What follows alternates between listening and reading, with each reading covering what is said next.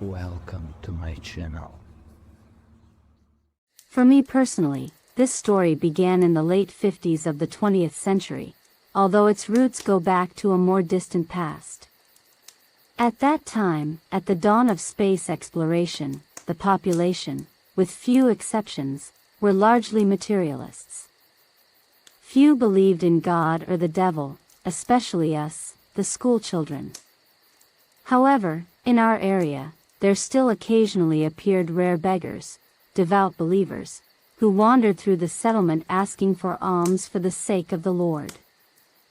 And so, on one of the winter days, this beggar woman appeared on the porch of our house. A woman, seemingly in her 50s, in an old dirty gray coat with a bag over her shoulder. My mother was a very compassionate person and immediately invited her into the house to warm up and eat some still warm soup. We, all the family members, had lunch about an hour ago. After the soup, during tea, my mother and aunt began to ask her who she was, where she came from, and where she was going. No coherent answer was received, and it turned out that the woman was hard of hearing. However, it was found out that she had acquaintances in our settlement and would stay with them for the night.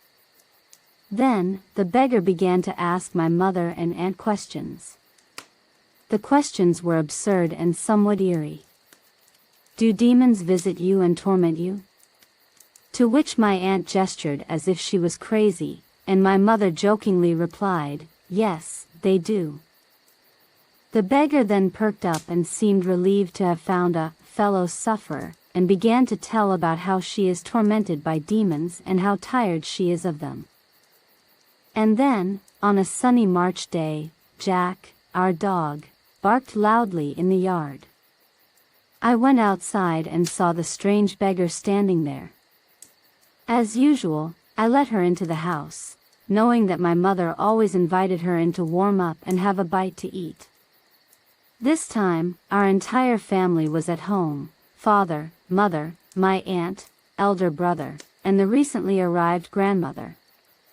My grandmother's legs were aching, so she was lying in bed. My aunt was setting up a samovar, and my mother was also busy with household chores.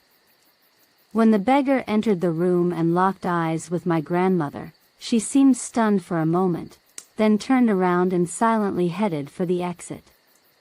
Despite her painful legs, my grandmother quickly got off the bed and tried to catch up with her, but she could only make it to the door. Meanwhile, there was no trace of the beggar, as if she had vanished. My grandmother then scolded all of us fiercely. "Have all of you lost your minds? You let an evil force into the house?" When I was a child, about 7 years old, she used to come to our village, looking the same and wearing the same clothes. "She brings nothing but sickness and death. Couldn't you at least think of the child?" By child, my grandmother meant me. Grandmother's scolding was met with a sense of humor by the household. My father and older brother laughed for a long time, while my mother and aunt tried to convince grandmother that such a thing simply couldn't be. If grandmother had seen this beggar as a 7-year-old child, the beggar would now have to be 120 to 130 years old.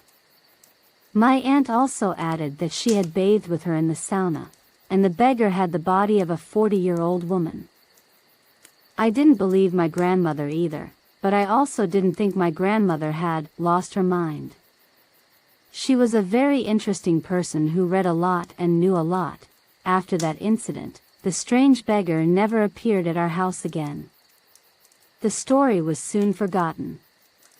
Forgotten, but, as it turned out, only temporarily and not by me. After serving in the army, in the early 70s, I moved from the settlement to the city of Gorky, our regional center.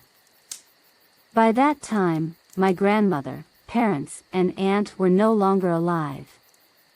Then, in the winter, on the eve of the new year 1987, I decided to visit my hometown to take a break from work, meet childhood friends, and go skiing. The week flew by unnoticed, and the rest was splendid, but it was time to prepare for departure. An event, or unexpected meeting, that took place on the day of my departure remained in my memory for the rest of my life. It was Monday. I was leaving the grocery store, buying a snack for the road, and at the door, I bumped into the beggar woman, who hadn't changed at all in those 30 years. Neither had her clothing, the same dirty gray coat. Upon meeting my gaze, she silently turned around and headed for the exit. I'm sure she recognized me, which would be very hard for a regular person to do. I had changed a lot over 30 years. After this encounter, I became even more convinced that we know very little about the world we live in. We are more often mistaken than knowledgeable. I felt ashamed for not believing my grandmother, and my mother never got to find out that grandmother wasn't lying to us. Now it's 2018, but deep down, I feel that the beggar woman is still alive and wandering somewhere.